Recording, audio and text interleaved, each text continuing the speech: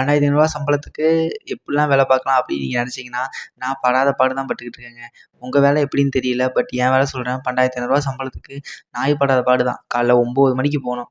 Night 10:30 ஆயிரும். அங்க போனா உட்காரலாமா? உட்காரக்கூடாது. நின்னுகிட்டே இருக்கணும். மேனேஜருக்கு சால்ரா போடணுமா? போட்டுக்கிட்டே இருக்கணும்.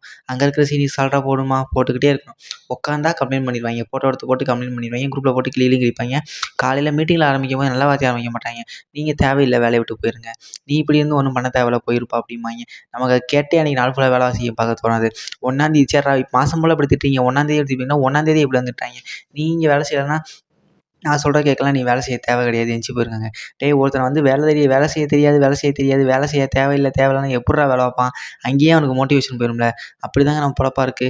ஏதோ போனா சம்பளம் வருதேன்னு சொல்லிட்டு உயிர கையில புடிச்சுக்கிட்டு, இருக்கிற வெட்கம், மானம், சூடு, சொரணை, ரோசம் எல்லாத்தையும் தூக்கி எறிஞ்சிட்டு வேலைக்கு போ வேண்டியதா இருக்குங்க. இங்க இருக்கிற பல பேர் அப்படிதான் இருப்பீங்கன்னு நெனைக்கிறேன். பட் என்ன அப்படிங்கிறத கமெண்ட் பண்ணுங்க. ஏன்னாங்க நம்ம பொழப்புலாம் ரொம்ப நாசமா போய்க்கிட்டு இருக்கு. நான் புலம்பக்கூடாதுன்னு பார்த்தேன்னு வச்சுக்கோங்களேன், நம்ம பாட்டி அதுக்கு மேல போய்க்கிட்டு இருக்குங்க.